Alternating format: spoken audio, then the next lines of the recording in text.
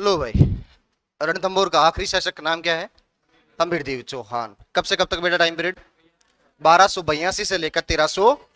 इससे पहले कौन सा पढ़ा था हमने? जेतर सिंह। क्या नाम था? अच्छा बताओ, जेतर सिंह के समय दिल्ली का सुल्तान कौन था?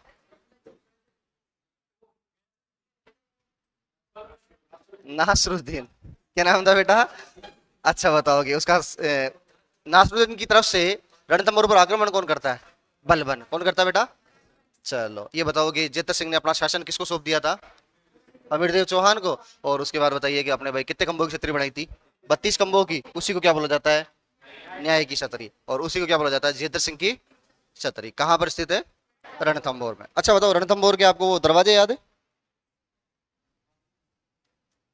कौन से करे थे हमने दरवाजे? नौलखा हाथी। उस पे क्या लगेगा? जीएसटी। अच्छा, जी से गणेश, एस से और टी से त्रिपोलिया। कहाँ के दरवाजे थे? अच्छा, महल वहल कुछ याद कराए थे? कौन से थे? अमीर था। अमीर किससे मिलने गया था? जोगी से। जोगी ने क्या दी थी? सुपारी। फिर अमीर क्या बन गया था? जोरा बोरा। और कहाँ उड़ गया था? बादल में। कहाँ के मेल थे ये? रणथंभौर के। कहाँ के? चलो कमल, एक मिनट सुन। लो स्टार्ट करें। हमीरदेव चौहान 1282 से 1301। नोट्स तो बंद कर लो अपने, रफ कॉपी निकालो फटाफट, हेडिंग डालना हमीरदेव चौहान 1282 से 1301।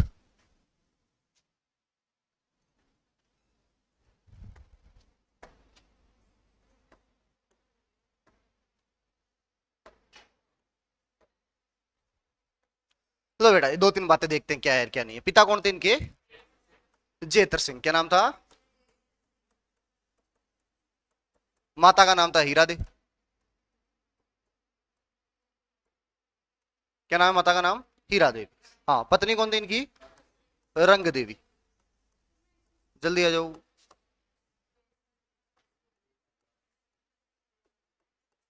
बेटी का नाम क्या था?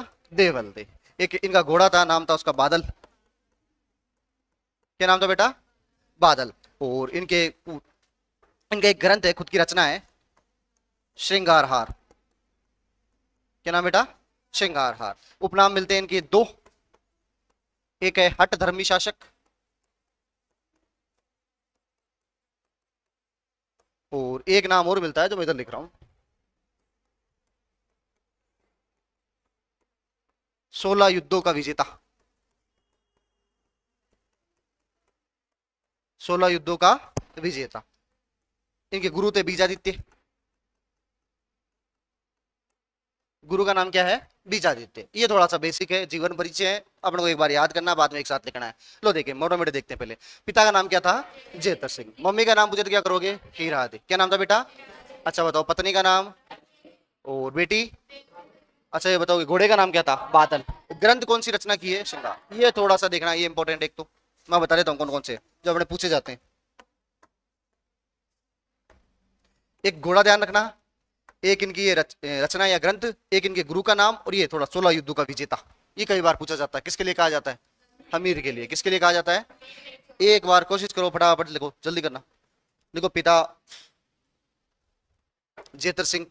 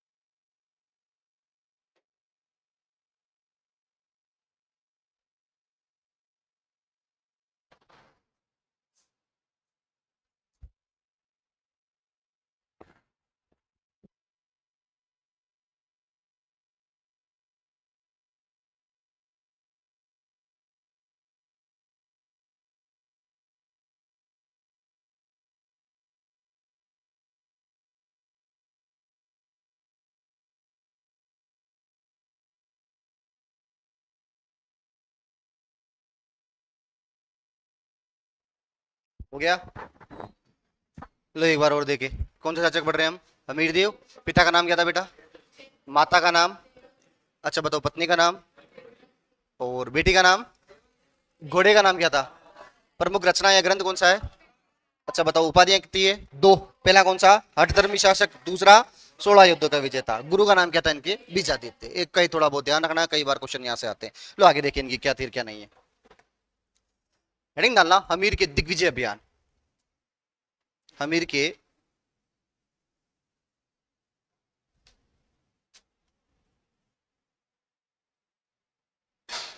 दिग्विजय अभियान।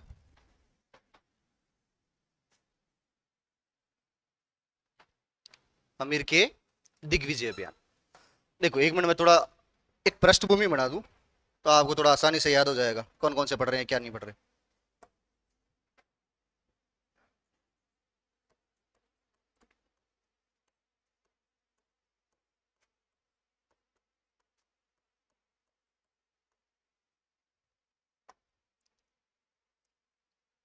लो एक सेकंड समझना। जैसे हमने पृथ्वीराज में पढ़ा था कि भाई पृथ्वीराज की एक बार हमने देखा था पृष्ठभूमि में क्या क्या याद करना है, क्या क्या छोड़ना है, हम कितना पढ़ेंगे वो एक बार देख लेते हैं। तो अमीर में भी क्या क्या पढ़ना है देखो। अमीर में जो सबसे पहला पॉइंट आता है वो तो एक तो पढ़ेंगे इनका जीवन परिचय। क्या पढ़ेंगे बेटा? और वो देख ही लिया था हमने, पिता का नाम, माता का नाम, पत्नी का नाम क्या था, घोड़े का नाम क्या था, प्रमुख रचना कौन सी है, गुरु का नाम क्या था, बेटी का नाम क्या था, उपनाम क्या है किनके? अमीर के लिए। एक तो ये थोड़ा सा पोर्शन देखेंगे। एक दिखेंगे इनके अभियान प्रमुख। चौहानों में पृथ्वीराज तृतीय था जिसने दिग्विजय नीति अपनाई। उसके बाद में अगर कोई नीति अपनाने वाला था तो वो कौन था? अमीर देव। लगातार 16 युद्ध जीतता है। कितने युद्ध जीतता है लगातार? 16। वो वाले थोड़े से देखेंगे, कहां कहां पर आक्रमण किया था, किन के साथ युद्ध होते हैं, कहां कहां पर अधिकार किया था किसने? अमीर के द्वारा। उसके बाद में एक बड़ा टॉपिक आता है, उसका नाम है तुर्क संघर्ष। कौन सा संघर्ष?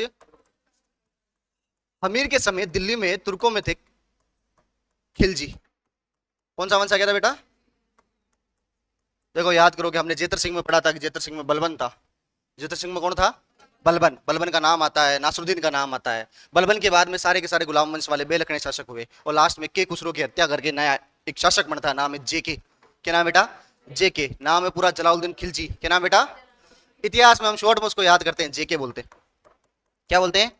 जेके। एक देखेंगे जलालुद्दीन खिलजी के अभियान। किसके अभियान? कि जलालुद्दीन खिलजी कैसे रणथंभौर पर आक्रमण करता है, किस प्रकार हमीर और दोनों के बीच में संघर्ष होता है। तो एक तो किसका अभियान देखेंगे? जलालुद्दीन खिलजी का। एक इसी के भतीजे का देखेंगे, अलाउद्दीन खिलजी। एक जिसको क्या बोलते हैं हम? अलाउद्दीन खिलजी। उसके अभियान देखेंगे। ये दो पोर्शन पढ़ने बस, इतना सा टॉपिक है। टोटल 3 पॉइंट देखे तो कितने टोटल? जीवन परिचय है, दिग्विजय की नीति और लास्ट में कौन सा है? तुर्क संघर्ष। तुर्कों में कितने? 2 सुल्तान। कितने सुल्तान थे? पहले का नाम, दूसरे का नाम, पहले का नाम, दूसरे का नाम कर दोगे? लो साहब। अब देखो मैं अलाउद्दीन पढ़ाऊंगा, हालांकि कईयों का तो पहले पढ़ा हुआ है। अलाउद्दीन के राजस्थान के सारे अभियान एक साथ देख लेंगे। अलाउद्दीन के जितने भी राजस्थान के अभियान थे, अलाउद्दीन ने खूब जगह आक्रमण किए कि कईयों के पहले पढ़ा हुआ है, उनको मालूम है कि अलाउद्दीन चित्तौड़ पर भी आक्रमण करता है, अलाउद्दीन जालोर पर आक्रमण करता है, अलाउद्दीन सिवाना पर आक्रमण करता है, अलाउद्दीन जैसलमेर पर आक्रमण करता है, इवन रणथंभौर पर आक्रमण करता है। वो सारे अभियान किसके देख लेंगे, अभी एक साथ ही देख लेंगे। वो एक कहानी है, उस कहानी में आराम से आपको याद हो जाएगा। ठीक है, लो अपने देखते हैं। तो ये पूरी पूरी मोटी मोटी पृष्ठभूमि है। पहला कौन सा पढ़ेंगे? जीवन परिचय। उसके बाद दिग्विजय की नीति अभियान। उसके बाद तुर्क संघर्ष। पहला कौन सा? जेके का। दूसरा लो साहब, लो एक बात समझना, दिग्विजय नीति। देखो इस नीति का अनुसरण सबसे पहले किया था पृथ्वीराज चौहान तृतीय ने। हमने पढ़ा था अजमेर का चौहान, पृथ्वीराज चौहान तृतीय, उसके द्वारा कौन सी नीति का अनुसरण किया गया है? दिग्विजय की नीति। इसमें क्या होता है? आसपास के वही राजा के द्वारा साम्राज्य का विस्तार किया जाता है, आसपास के राजाओं को हराया जाता है और अपने साम्राज्य में मिलाया जाता है। तो इस नीति का अनुसरण किसने किया था? पहले पृथ्वीराज चौहान तृतीय ने। कहां का था ये? अजमेर का। कहां का था? और उसके बाद में इसका वंशज हमीर इस नीति का अनुसरण करता है। कौन करता है बेटा? हमीर लगातार कितने युद्ध जीतता है? कौन सी नीति के तहत? इसलिए हमीर की एक उपाधि है 16 युद्धों का विजेता। 16 युद्धों का किसके लिए कहा जाता है? हमीर के लिए। किसके लिए कहा जाता है? हमीर देव चौहान। वापस समझना, हमीर जैसे ही शासक बनेगा, हमीर आसपास के राज्यों पर आक्रमण करता है, वे एक दिग्विजय की नीति का अनुसरण करता है जो उसके पूर्वज पृथ्वीराज चौहान तृतीय के द्वारा अपनाई गई थी। आसपास के 16 राज्यों में या 16 युद्ध जीतता है, इसलिए उसकी एक उपाधि है, नाम क्या उसका, 16 युद्धों का जीतेता। एक बार देख लेते कौन कौन से क्षेत्रों पर वो अधिकार करता है। लो मेरे पास एक मिनट में पे मैप से समझा दूं। देखो ये इधर यूपी बेल्ट में आप यहां पर देखना मथुरा पड़ता है। क्या पड़ता है बेटा? एक बार बनाना मत, मैं समझा दे। उस समय मथुरा वाले क्षेत्र को कहते थे बेटा भीमरस। क्या कहते थे? कौन सा रस? कौन सा रस? मथुरा है, मथुरा का प्राचीन नाम क्या मिलता है हमारे को? भीमरस। भीमरस का एक शासक था, कौन हो सकता है? अर्जुन। भीम का भाई कौन था? अर्जुन। भीम का भाई कौन था? तो आपने ध्यान रखना, मथुरा उसी को क्या बोला जाता है? भीमरस। भीमरस के शासक अर्जुन को हराता है। किसको हराता है बेटा? अर्जुन को हराता है। किसको हराता है? लो भाई, पहला अभियान कहां का?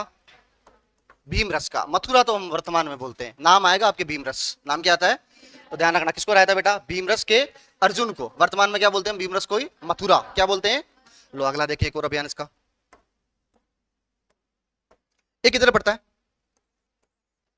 मालवा बोलते हैं हम। क्या बोलते हैं? मालवा। इसी को बोला जाता है मांडू। क्या बोला जाता है? क्या बोला जाता है बेटा? मांडू। यहां पर अधिकार करता है, कौन से क्षेत्र पर अधिकार करता है? मालवा और मांडू। कहां पर अधिकार करता है बेटा? मालवा और मांडू। कहां पर अधिकार करता है? मालवा हमने पढ़ा भी था, मालव जाति पंजाब से आई थी, याद आया? माद्री। नाम क्या है बेटा? माद्री।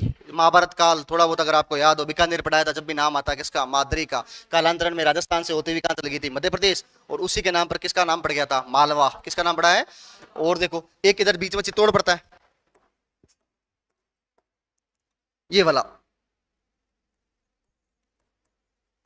कौन सा क्षेत्र बेटा? चित्तौड़। कौन सा क्षेत्र है? चित्तौड़ में शासक थे रतन सिंह जी के पिता। जानते हो रतन सिंह जी के पिता कौन थे? समर सिंह। क्या नाम बेटा? इसको हराता है। किसको हराता है? समर सिंह को। किसको हराता है? देखो चित्तौड़ मेवाड़ एक बड़ी रियासत है, उसको एक छोटी रियासत रणथंभौर हरा रही है। एक बड़ी बात है उस समय की कि मेवाड़ जो चित्तौड़, चित्तौड़ के एक शासक थे समर सिंह, उनको हराने के लिए कौन जा रहा है? हमीरदेव चौहान। कौन जाता है बेटा? और किसको हरा के आता है? समर सिंह को। इधर पड़ता है आपके माउंट आबू। क्या नाम बेटा? आबू। आबू हालांकि चौहानों के अधीन ही था, लेकिन इसके समय एक शासक था प्रताप सिंह। क्या नाम बेटा? क्या नाम है? कहा जाता है प्रताप सिंह और हमीर की बनती नहीं थी। हमीर को लगा यार मौका बढ़िया है, मेवाड़ जा रखे हैं, पास में कौन सा पड़ता है? आबू। आबू में कौन था? प्रताप सिंह। जाकर किसको हरा देगा? प्रताप सिंह को। आबू के किसको हराता है बेटा? प्रताप सिंह को। ये मोटे मोटे चार अभियान है किसके? अमीर के। अमीर की दिग्विजय नीति, हालांकि 16 युद्ध है, अपने काम के नहीं है, अपने जो पूछे जाते हैं वो ध्यान रखना। इसमें मेन पूछा जाता है बेटा भीमरस। कौन सा पूछा जाता है? वो भी यूं पूछेगा, भीमरस का प्राचीन, ओ सॉरी मथुरा, भीमरस किसका वर्तमान नाम है? मथुरा का। किसका था? मथुरा का। ध्यान रखना भीमरस कहां पर है? मथुरा। शासक का नाम? अर्जुन। इधर ध्यान रखना कौन सा? चित्तौड़ का? समर सिंह। इधर ध्यान रखना आबू का? प्रताप सिंह। आबू का रह जाएगा याद, वापस समझना। हमीर की दिग्विजय नीति, हमीर पृथ्वीराज चौहान तृतीय की दिग्विजय नीति का पालन करता है, अपने आसपास के राज्यों पर आक्रमण करेगा, लगातार कितने युद्ध जीतता है? 16 युद्ध। उसके बाद में मेन मेन कौन से अभियान थे इसके? जैसे भीमरस कहां पड़ता है? मथुरा। उसके किसको हराएगा? अर्जुन। उसके अलावा अपने इधर ध्यान रखना चित्तौड़ के समर सिंह को, और इधर कौन सा? आबू का प्रताप सिंह। बढ़ाओ शॉर्ट में जल्दी से, ये ऐसे लिख लेना आप, तो बनाना क्या है?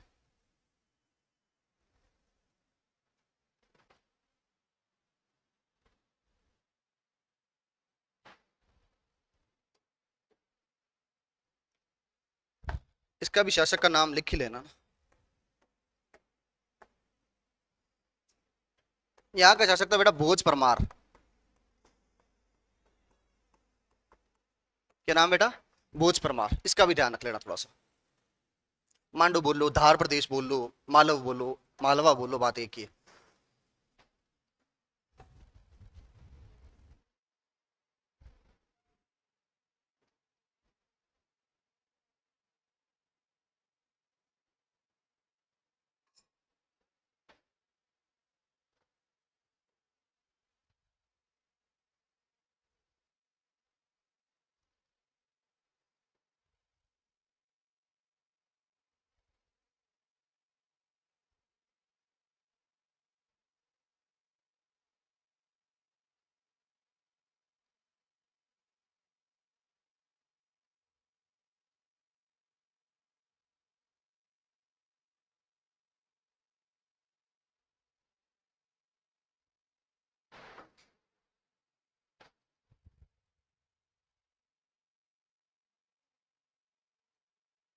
हो गया।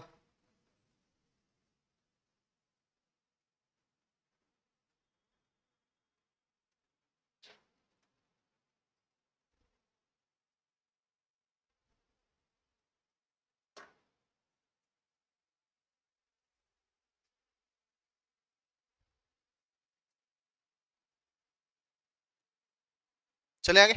लो एक बार और देखते हैं। हाँ, हो गया सबका। चलो, अमेरिकी कौन से अभियान? दिग्विजय अभियान। लगातार कितने युद्ध? 16। किसकी नीति का अनुसरण करता है? पृथ्वीराज चौहान तृतीय की। आसपास के राज्यों को रायगा, उसमें कौन सा पहला? भीमरस। मथुरा बोला जाता है किसको? अर्जुन को। उसके बाद में कौन सा? मालवा वाला, मांडू वाला, धार प्रदेश भी कहा जाता है। शासक का नाम क्या था? भोज परमार। उसके अलावा चित्तौड़ के समर सिंह को। उसके अलावा आबू के कौन हरा रहा सबको? अमेर देव चौहान। लो अगला देखते हैं। इतना सही अभियान था ये। हेडिंग डालो, हमीर तुर्क या मुस्लिम संघर्ष। हमीर मुस्लिम संघर्ष।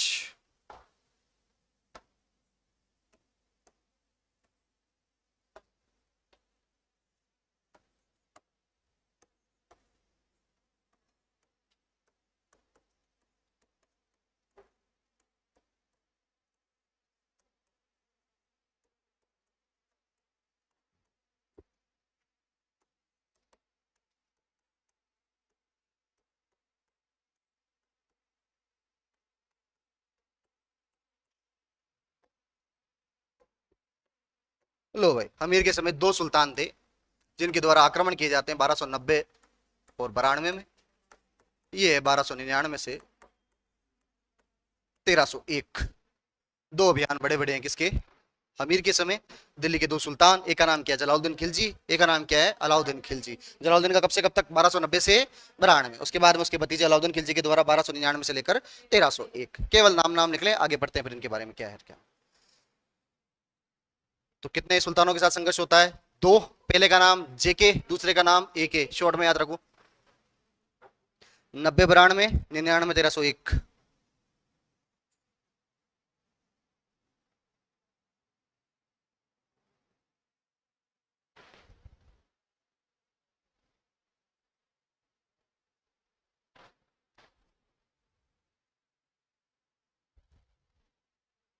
चले आगे। लो हेडिंग डालो, जेके के साथ संघर्ष। शॉर्ट में लिख लो आप तो, जेके के साथ संघर्ष।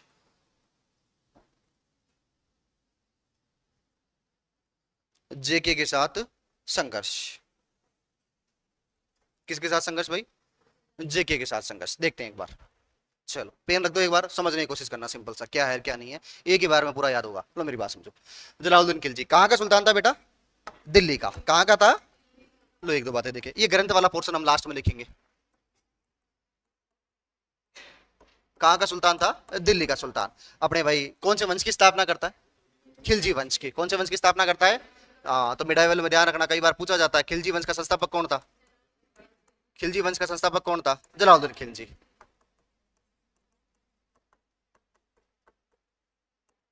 खिलजी वंश का संस्थापक कौन था? जलालुद्दीन खिलजी। अपने जेके के द्वारा दिल्ली पर अधिकार किया जाता है।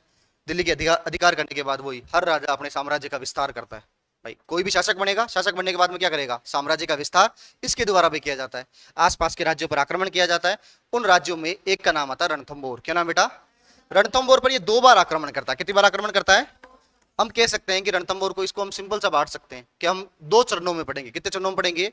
एक प्रथम चरण बोल सकते हैं, एक द्वितीय चरण बोल सकते हैं। प्रथम चरण में जब पहली बार आक्रमण करता है, ये करता 1290 में। कब करता बेटा?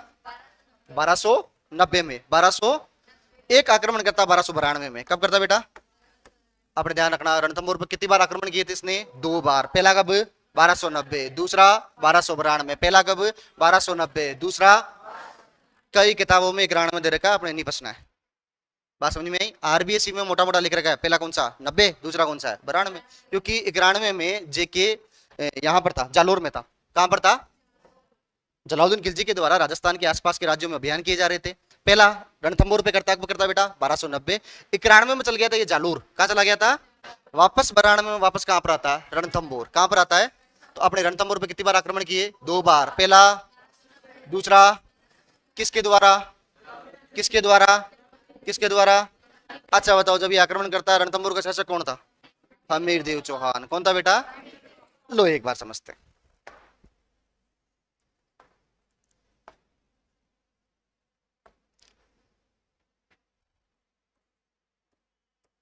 ये अपने दिल्ली, दिल्ली में सुल्तान कौन है बेटा? जलाउद्दीन खिलजी। शॉर्ट में जेके लिख दूं? लो सा जेके कौन था? जेके। अच्छा ये यहां पर पढ़ता आपने रणथंभौर, यहां देख लेते हैं।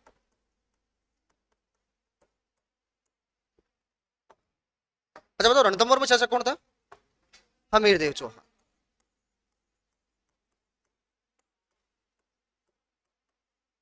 क्या नाम बेटा? हमीर देव चौहान। अच्छा ये बताओ जेके के द्वारा कितनी बार आक्रमण किया गया है? 2 बार। कितनी बार? 2 बार। पहला कब? 1290। ये भाई पहली बार आक्रमण हो रहा है, कब हो रहा था? 1290 में। 1290 में रणथंभौर पर आक्रमण करने के लिए निकलता है कौन? जलालुद्दीन खिलजी। अब जेके सुल्तान है, अकेला तो आएगा नहीं, किसी ना किसी सेनापति को भेजेगा। इसके द्वारा एक सेनापति को भेजा गया, उस सेनापति का नाम है मलिक खुर्रम। क्या नाम बेटा? अपने भाई ध्यान रखना, प्रथम अभियान में सेनापति कौन था? इसका सेनापति जलालुद्दीन खिलजी का नाम क्या है?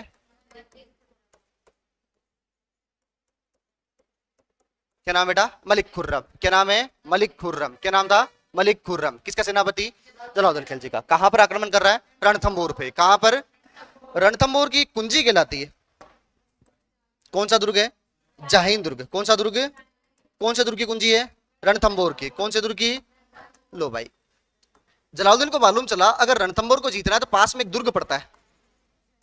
कौन सा दुर्ग है? जाहिन दुर्ग। उसको जीतना जरूरी है।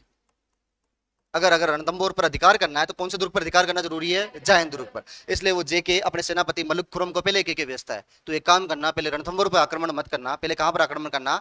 जाहिन दुर्ग पर। अगर जाहिन जीत लेगा तो आगे अपने आप कौन सा जीत लेगा? रणथंभौर। जाहिन में उस समय हमीर का एक सेनापति था, एक गवर्नर था, एक प्रशासक था। कौन से दुर्ग में? जाहिन दुर्ग में। उसका नाम है गुरदास सैनी। क्या नाम बेटा? क्या नाम है? गुरदास सैनी। ये नाम इंपॉर्टेंट है बहुत ज्यादा।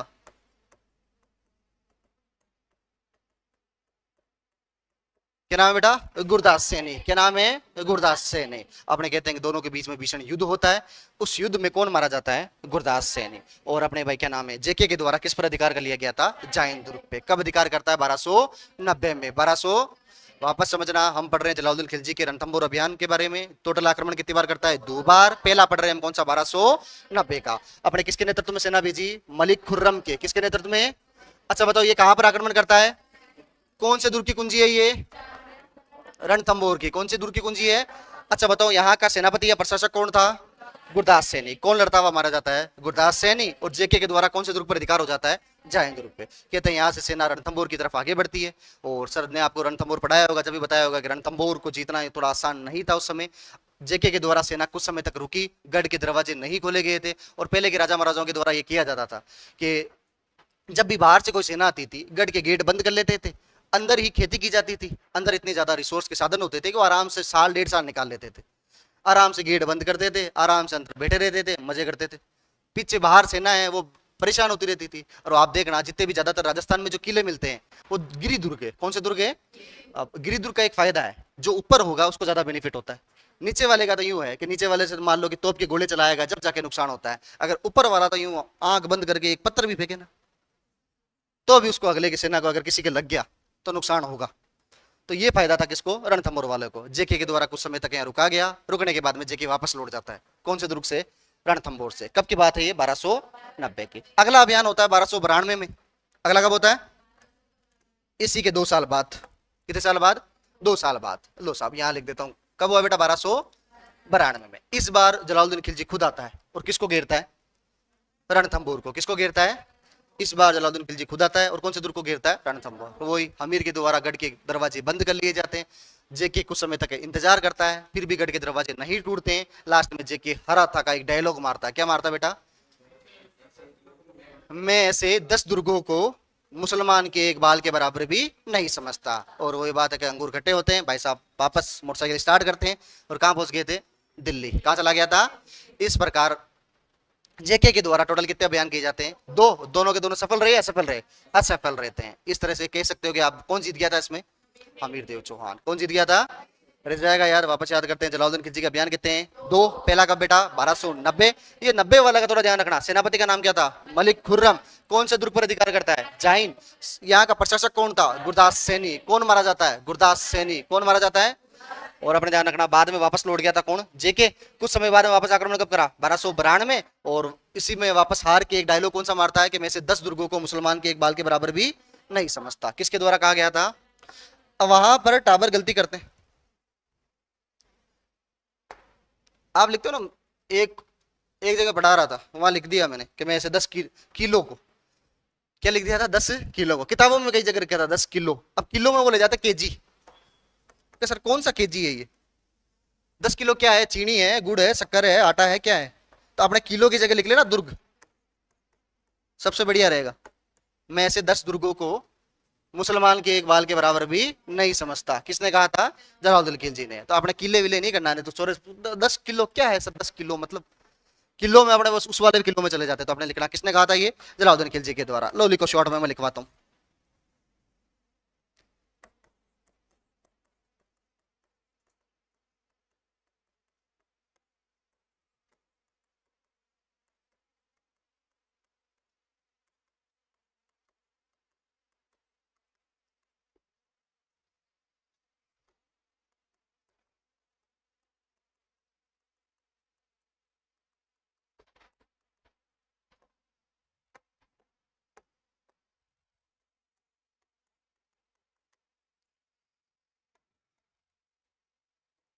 ये हो गया था इधर वाला।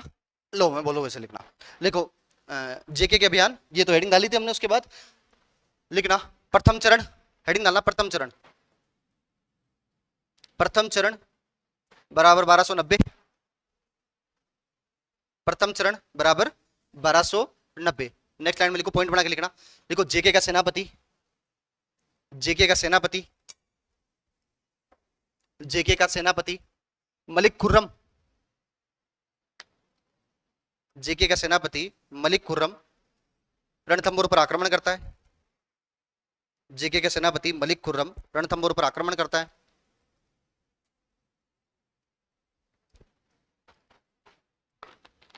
जेके का सेनापति मलिक खुर्रम रणथंबोर पर आक्रमण करता है। हो गया। लिखो नेक्स्ट लाइन में लिखो, रणथंबोर की कुंजी कहलाने वाले दुर्ग। शॉर्ट में लिख लो, रणथंबोर के कुंजी कहलाने वाले, रणथंबोर के कुंजी कहलाने वाले जाइन दुर्ग पर, रणथंबोर के कुंजी कहलाने वाले जाइन दुर्ग पर सबसे पहले आक्रमण किया जाता है। रणथंबोर के कुंजी कहलाने वाले जाइन दुर्ग पर सबसे पहले आक्रमण किया जाता है। देखो जाइन दुर्ग का किलेदार या प्रशासक नाम ध्यान रखना, फर्स्ट ग्रेड में इस बार स्ट्रीम पूछा था ये वाला। गुरदास सैनी वीर गति को प्राप्त होते हैं। जाइन दुर्ग के किलेदार या प्रशासक गुरदास सैनी वीर गति को प्राप्त होते हैं।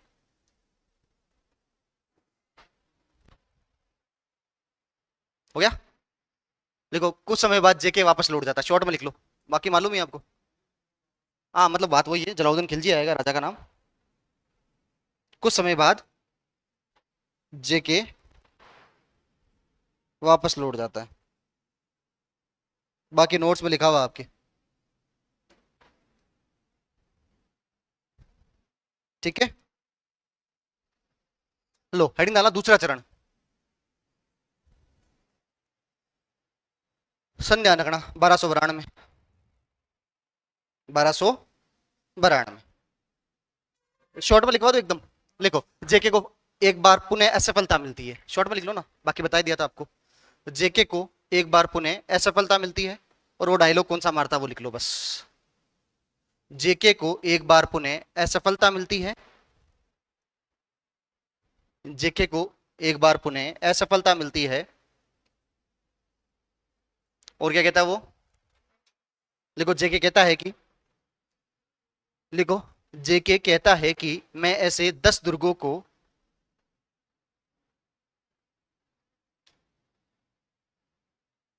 मेरे मुसलमान सैनिक के एक बाल के बराबर भी नहीं समझता। इसमें खूब ज्यादा इसको हानि हुई थी, खूब सैनिक मारे गए थे, लास्ट में हर तक के पीछे हट जाता है ये। इसको लगा स्थितियां खराब है, मेरे सैनिक खुद कुर्बान हो रहे हैं, तो इससे अच्छा है कि मैं वापस लौट जाऊं, सेना जरूरी है मेरे लिए। और डायलॉग मार जाता है। तो अपने ध्यान रखना, सवाल पूछा जाता है, फेवरेट है ये तो सवाल। किसने कहा था?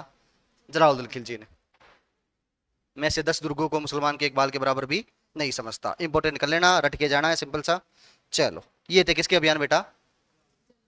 जलालुद्दीन खिलजी के। लो भाई, एक काम की बात जो आजकल ट्रेंड में है, इन अभियानों की जानकारी हमारे को एक ग्रंथ से मिलती है।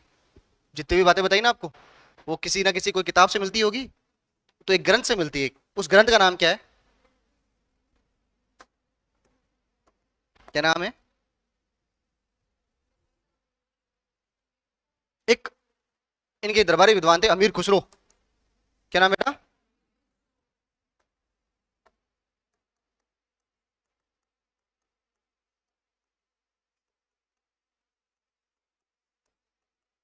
उनकी एक रचना है, अमीर खुसरो की एक रचना है, नाम क्या है? मिफ्ता उल फतुह। मिफ्ता उल फतुह।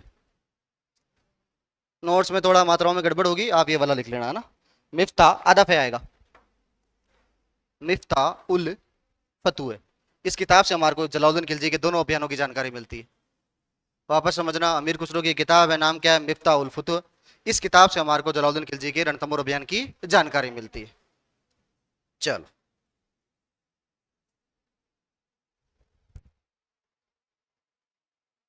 हो गया।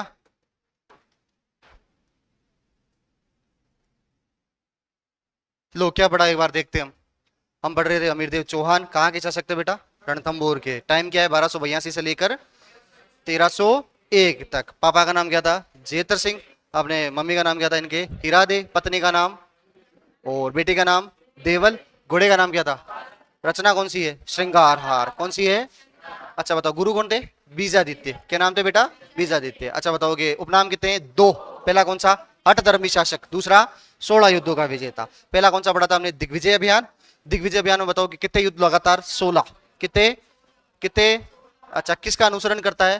पृथ्वीराज चौहान की दिग्विजय नीति का अनुसरण करता है। बताओगे किस किसको रहा है? भीमरस के अर्जुन को। भीमरस के अच्छा बताओ, मांडू या मालवा के भोज परमार को। किसको? भोज परमार को। अच्छा बताओगे, चित्तौड़ के समर सिंह को। अच्छा बताओगे, आबू के प्रताप सिंह को। अच्छा बताओ, भीमरस को वर्तमान में क्या कहते हैं हम? मथुरा। अगला पढ़ा हमने कौन सा? तुर्कों के साथ संघर्ष या मुसलमानों के साथ संघर्ष। उसमें कितने सुल्तान? दो। पहला कौन?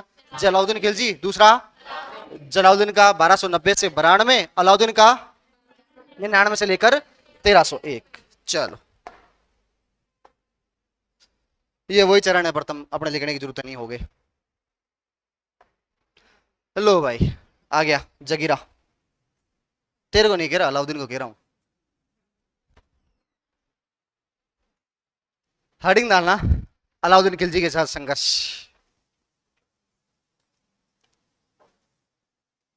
शॉर्ट में लिख लो बेटा, एक के साथ संघर्ष। क्यों दुख पा रहे हो? लड़के तो पाएंगे नहीं, मेरे को मालूम है। लड़के तो कहेंगे हटा, एक क्या। बायां जरूर लिख सके, एक के साथ संघर्ष।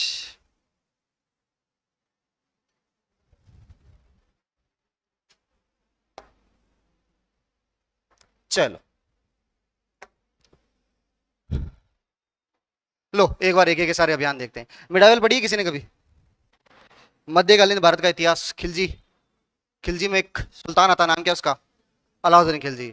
एक ऐसा सुल्तान जिसके बारे में जितना बताया जाए उतना कम है। किसके बारे में? अलाउद्दीन खिलजी में। जो इसने जो सुधार कार्य किए, वो वास्तव में बहुत ज्यादा इसने काम किए थे। किसने? अलाउद्दीन खिलजी। एक 8 साल का टाबर सपने देखता है, इंस्टाग्राम पे ट्विटर पे फॉलो करता था एलेक्जेंडर को। एलेक्जेंडर को बोलते हैं हम सिकंदर। सोचता है, अपने दोस्त से बातें करता है। दोस्त इसका दिल्ली का कोतवाल था। कोतवाल बोलते हैं हम थानेदार को। किसको बोलते हैं बेटा? सपने देखता था कि यार कैसे मैं उस पूरे विश्व पर अधिकार कर लूंगा, मैं कैसे विश्व विजेता बनूंगा। और विश्व विजेता के लिए एक उपाधि और धारण करता है, सिकंदर ए सानी। कौन सी उपाधि बेटा? सिकंदर ए सानी। सिकंदर, जिसको हम अलेक्जेंडर बोलते हैं, वो विश्व विजेता बना था। उसी के नाम पर एक उपाधि धारण करता है। कौन सी? सिकंदर ए सानी। शुरू से बचपन से बड़े सपने देखे थे। आमिर खान का फैन होगा, और क्या कहा भी जाता सपने देखने चाहिए। और ये भी सपने देखता था कि यार एक दिन पक्का सुल्तान बनूंगा और पूरे विश्व पर अधिकार करूंगा। जो दिल्ली का जो कोतवाल था वो कहता था कि ठंड कर कर खा आराम से, कोई जल्दी नहीं है अभी। मालूम भी है तेरे को पृथ्वी कितनी बड़ी है, पृथ्वी गोल है, तू कैसे अधिकार करेगा? अधिकार करने के लिए क्या चाहिए? सेना। क्या चाहिए? इतनी बड़ी सेना कहां से लाएगा? और सेना के लिए भी क्या चाहिए? पैसा। भाई सबसे जरूरी क्या होता है? पैसा। पैसा होगा तो तू जीतेगा ना। और उस कोतवाल के द्वारा एक सजेशन दिया जाता है इसको कि अगर कोई भी देश, कोई भी राज्य, कोई भी देश, उसके आगे बढ़ने का रीजन है, अगर वो तभी आगे बढ़ सकता है एक चीज के दम पर, उसका नाम है इकोनॉमी। क्या नाम बेटा? आज भी आपने देखा होगा यूएसए। क्या नाम है? यूएसए। यूएसए देख लो किसके दम पर चल रही है? इकोनॉमी के दम पे। किसके दम पे भाई? किसके दम पे चल रही है बेटा? इकोनॉमी के दम पे। देख लो विश्व की सबसे बड़ी महाशक्ति कौन सी है? यूएसए। कौन सी है? कल ही शायद, कल या आज वाली न्यूज़पेपर में थी कि भारत की जो जीडीपी है या भारत की जो इकोनॉमी में ग्रोथ रेट है, अभी भी हम चाइना से 16 साल पीछे हैं। कितने साल पीछे? चाइना से कितने साल पीछे अपन? 16 साल आगे हमारे से। कौन? चाइना। किसके मामले में? इकोनॉमी के मामले में। किसके मामले में बेटा? अलाउद्दीन को भी लगता था यार वास्तव में बात तो सही है, अगर किसी भी देश को आगे निकलना है तो उसके लिए क्या जरूरी होती है? इकोनॉमी। सेना वेना तो बाद में, सबसे मेन चीज क्या है? इकोनॉमी। खूब ज्यादा सुधार कार्य करवाता है, बाजार सुधार करवाता है, और इकोनॉमी में उसको और पूछता है वो कि और कोई बता क्या सुधार करूं मैं सुल्तान बनूंगा तो। बोले पहले तू सुल्तान तो बन, उसके बाद में देखेंगे कि सुल्तान तो मैं बन जाऊंगा, कि कैसे बनेगा? अभी तो तेरे चाचा सुल्तान है। चाचा का नाम क्या था? जलालुद्दीन खिलजी। क्या नाम था बेटा? बोले वो मेरे को टेंशन नहीं है, चाचा को तो मैं सल्टा दूंगा मौका मिलते ही। तो कहा जाता है कि अलाउद्दीन ने मौका मिलते ही सबसे पहले किसको सल्टाया था? जलालुद्दीन खिलजी को। किसको मार दिया था? और अलाउद्दीन खिलजी कहता था कि दुनिया में अगर कोई भी चीज कीमती है, बहुमूल्य है, उस पर मेरा अधिकार है। आपने मूवी देखा होगा, मूवी में डायलॉग था रणवीर सिंह का, ये वाला जो डायलॉग था, अगर कोई भी दुनिया में कोई भी चीज कीमती है, बहुमूल्य है, उस पर केवल किसका अधिकार है? अलाउद्दीन का। किसका अधिकार है? अलाउद्दीन का। वो लड़कियों के लिए कहता है, हालांकि अलाउद्दीन की एक ही कमजोरी थी, लुगाई। क्या कमजोरी थी बेटा? लुगाई। बाकी देखो जगीरा आदमी था जो सुधार कार्य करे। आज के टाइम में आप कंपेयर करना, आज भी वही सुधार कार्य जो सबसे पहले किसने किए थे? अलाउद्दीन। हम कहते हैं कि भारत में अगर सुधार कार्य देखा जाए, प्रशासनिक कार्य देखा जाए, तो शेरशाह सूरी था, लेकिन शेरशाह से पहले अलाउद्दीन आ गया था। अलाउद्दीन 1299 में, 1296 में जब शासक बनता तभी कर देता ये सारे सुधार कार्य, आज से 1000 साल पहले। कितने साल पहले? अलाउद्दीन को मालूम था अगर किसी का देश का अगर कोई पतन होता है, पतन होता केवल भ्रष्टाचार के दम पर। किसके दम पर? अलाउद्दीन उस समय, आज भी देखा होगा आपके मार्केट देखो आप, हमारा जैसे अजमेर में मार्केट आता है, पुरानी मंडी, कौन सा आता है? वहां पर सब चीजें एक साथ मिल जाती है। अलाउद्दीन उस समय समझ गया था कि नहीं यार, ये क्या जगह जगह दुकान खोल के बैठ जाते हो, दुकान एक जगह लगाओ। दिल्ली में गेट है बदायूं गेट। कौन सा गेट है? कौन सा गेट है बेटा? बदायूं। कौन सा गेट है? बदायूं। बदायूं गेट कहा जाता है यूपी वाले बेल्ट को। अगर किसी को दिल्ली से उत्तर प्रदेश वाले बेल्ट में जाना है तो कौन से गेट से होके जाना पड़ेगा? बदायूं। कहा सभी व्यापारियों के लिए मार्केट बनाओ। कहां पर? बदायूं गेट पे। सबके लिए दुकानें बनाई, और कहा कि सब के सब यहाँ रहोगे, ये अलग अलग दुकानें नहीं खोलनी है, अपने यहीं रुकना है, यहीं से व्यापार एक जगह एक साथ ही स्थापित होगा। फिर अलाउद्दीन ने और सुधार कार्य किए। अलाउद्दीन के सुधार कार्य में बाजार, आप कभी देखा आपने कोई भी चीज लेने जाते हो उसका कोई ना कोई टैग होता है। मान लो कि जैसे ये मार्कर या मोबाइल है, मान लो आप आईफोन लेने जा रहे हो, आईफोन आता मान लो कि 1 लाख का आईफोन है। कितने लाख का है? आपने किसी दुकान पे पूछा आईफोन कितने का है? 1 लाख। पड़ोस वाली दुकान पे जाओगे तो कितने का बताएगा? 1 लाख का। ऑनलाइन देखोगे तो ऐसे मत कहना कि सर 5000 का ऑफ आ गया, ऑनलाइन में देखोगे कितने का पड़ेगा? 1 लाख। मतलब कोई ना कोई प्राइस है उसकी, कोई ना कोई फिक्स रेट है। सबसे पहले लागू किसने किया था? अलाउद्दीन खिलजी ने। किसने किया था? अलाउद्दीन ने कहा था यार क्या तरीका है तुम्हारा, कोई चीज है तुम 10 रुपए के भाव 20 रुपए में बेच रहे हो, मर्जी से नहीं, एक रेट बनाओ, सबकी सूची बनाओ। एक पहले सूची बनाने वाला आदमी कौन था?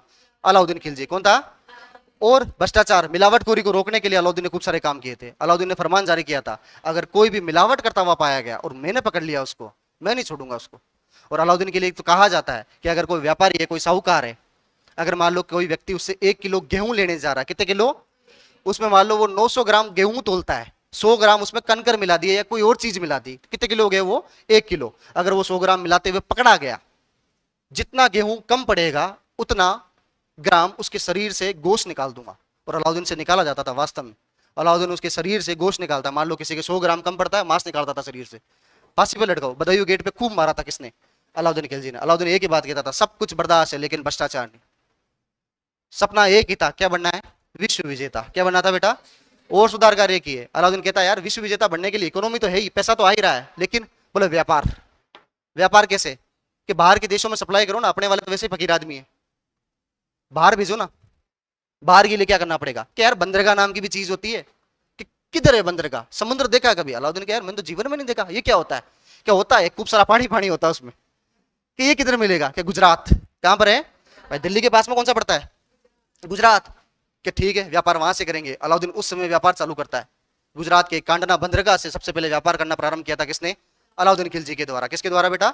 उसके अलावा और क्या सुधार किए? अलाउद्दीन कहता है और बता, और विश्व विजेता बनने के लिए क्या चाहिए? कि सेना चाहिए, कम से कम सेना तो हो। अलाउद्दीन कहता है सबको बुलाओ। अलाउद्दीन से पहले कोई स्थायी सेना नहीं रखता था, फिक्स। उससे पहले सेना की पद्धति अलग थी। सेना की पद्धति ये थी कि बीच में केंद्र में राजा होता था। केंद्र में कौन होता था बेटा? मैं समझाता हूं आपको सिंपल सा। राजस्थान में भी यही है। मान लो ये सत्ता है, सत्ता में कौन है? बीच में राजा होता था, और राजा के चारों तरफ ये पिलर बनते हैं इस प्रकार से। मान लो ये राजा का साम्राज्य है, बीच में कौन है? केंद्र में शक्ति के रूप में कौन स्थापित होता था? राजा। राजा के चारों तरफ होते थे सामंत। कौन होते थे बेटा? इधर भी सामंत। ये सारे के सारे क्या होते थे? सामंत। सेना होती थी सामंतों के पास। किनके पास है? किनके पास बेटा? राजा केंद्र में सेना नहीं रखता था। राजा पर जब भी मुसीबत आती थी वो लेटर लिखता था किनको? और ये लोग सेना लेके कहां जाते थे? केंद्र में। कहां जाते थे? मतलब राजा के पास कोई भी सेना नहीं थी। आपने कभी भी आप हिस्ट्री पढ़ोगे जब आपको मालूम चलेगा कि ज्यादातर विद्रोह होता था सामंतों के द्वारा। आप सुनोगे कई बार कि कई सामंतों ने विद्रोह कर दिया था, खुद को स्वतंत्र शासक घोषित कर देते हैं वो आसपास के राज्यों में। आप देखना वो इसलिए करा जाता है। क्यों? क्योंकि सारी की सारी सेना किसके पास होती थी?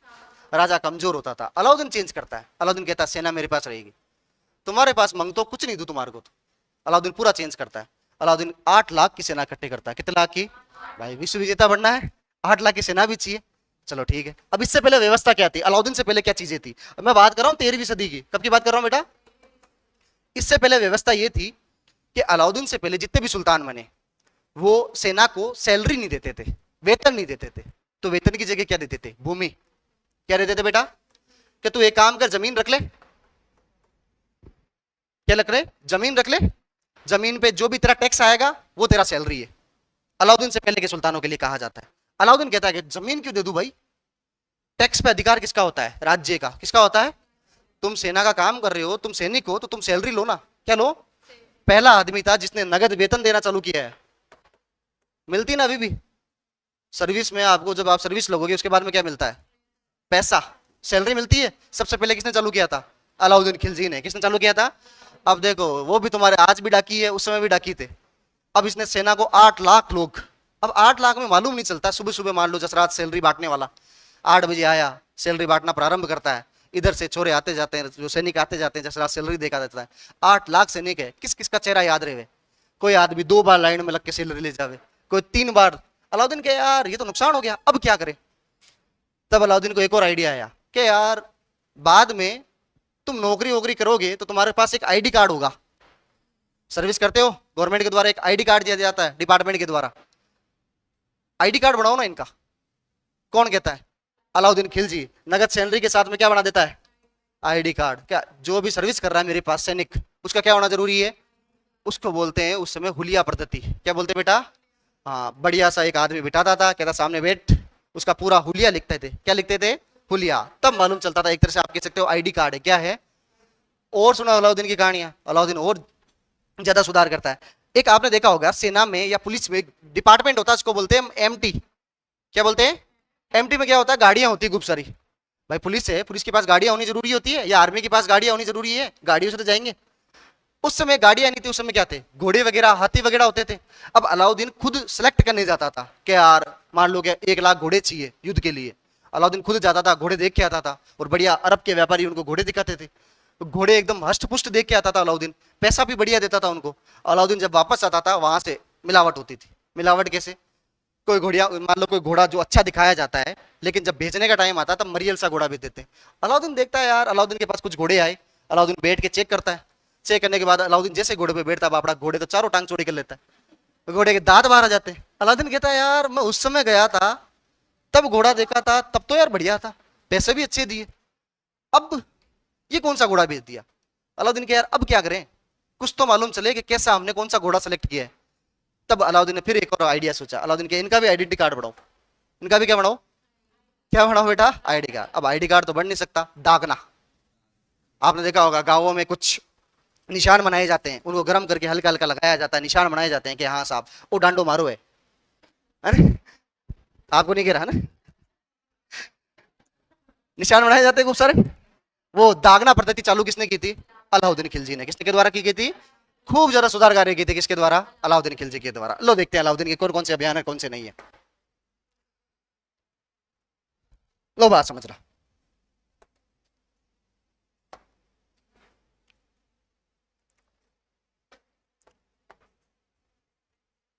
हेलो, कहां का सुल्तान था? दिल्ली का। कौन था बेटा? शॉर्ट में लिख दो, एक। लो साहब, एक। कहां का सुल्तान था? दिल्ली का। कहां का बेटा? दिल्ली। इधर पड़ता है एक राज्य पड़ता है इस साइड, गुजरात। क्या नाम है? क्या नाम बेटा? गुजरात का शासक था करण सिंह। क्या नाम है बेटा? गुजरात के शासक का नाम क्या था? एक इसकी रानी है कमला।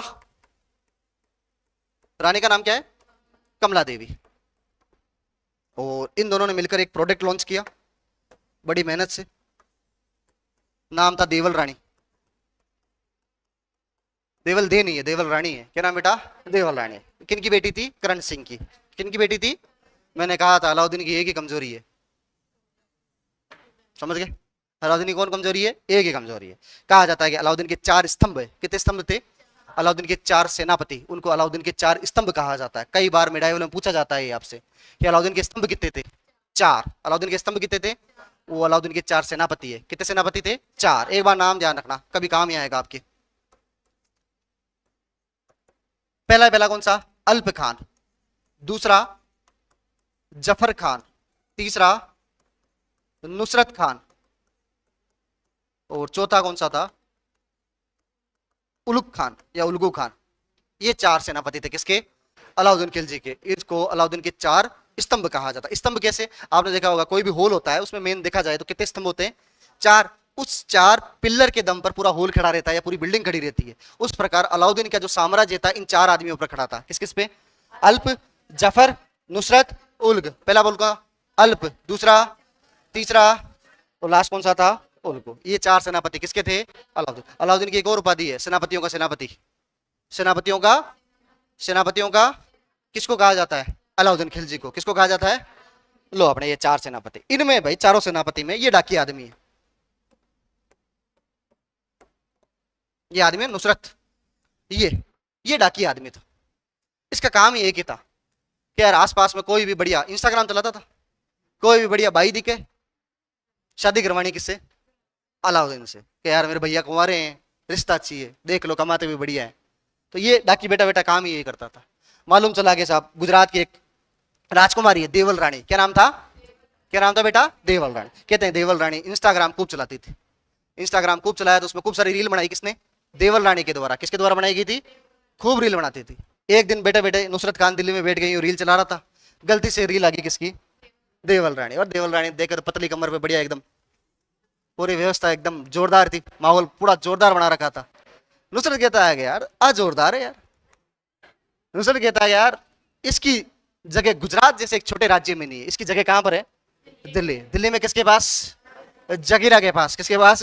जगीरा के पास। नुसरत बड़ा राजी होता है, गाड़ी में गेयर लगाता है, भाग के हुए जाता है किसके पास? अलाउद्दीन के पास। अलाउद्दीन उस समय दरबार में बिजी था, कोई सीरियस बात चल रही थी।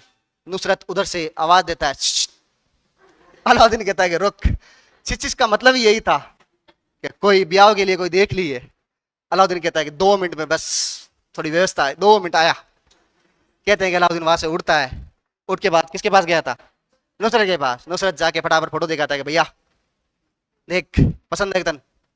अलाउद्दीन कहता है यार तूने आज तक जो भी चीज लाया बढ़िया ये, देख ले तेरे हिसाब से। नुसरत कहता है ठीक। कि कहाँ की है? कि गुजरात की है। कहाँ की है?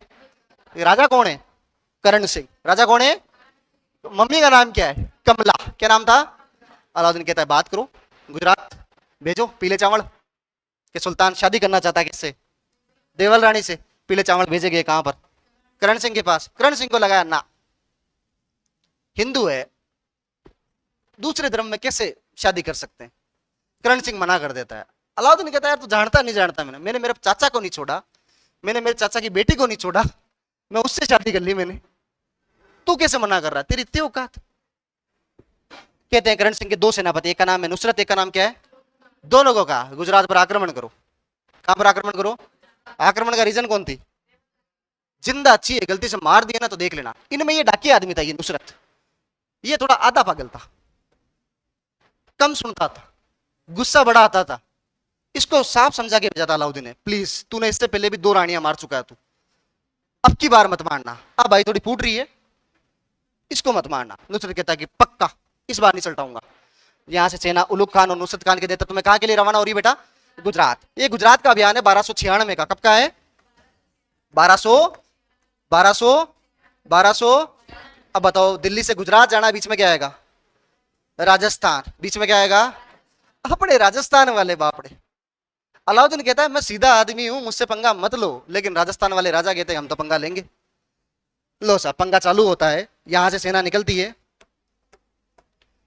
दिल्ली से रणथंभौर होते हुए गुजरात जा रही है। बीच में यहां पर आता है चित्तौड़। क्या आता बेटा? क्या आता है? लो साहब देखते हैं एक बार।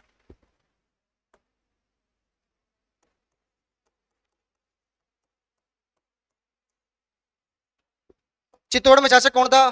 समर सिंह। अभी अभी हमने पढ़ा था, रणथंभौर के अमीर के द्वारा इसको हराया गया था। किसको हराया था? समर सिंह को। कहते हैं उलुग खान और नुसरत खान दोनों के नेतृत्व में सेना कहां गई थी? गुजरात। बीच में क्या आता है? चित्तौड़। कहा जाता है दोनों की सेना खूब बड़ी थी, 3 लाख के करीबन सेना लेके जा रहे थे ये लोग। सेना लेके जैसे ही पहुंचते हैं चित्तौड़ के यहाँ पर, चित्तौड़ एक बड़ा राज्य था। उलुग खान सेना को रोकता है और कहता है कि भाई 2-3 लाख की सेना एक राज्य से निकलेगी तो आसपास में किसानों को प्रॉब्लम होती है, खूब सारे खेत होते हैं, उनको उजाड़ दिए जाते हैं, खूब सारे इनके साथ घोड़े वगैरह निकलते हैं, हाथी वगैरह निकलते हैं। तो उलुग खान कहता है कि एक बार मैं राजा है यहाँ का समर सिंह, उससे बात करता हूं, अगर वो परमिशन दे देता है छोड़ो कल करेंगे।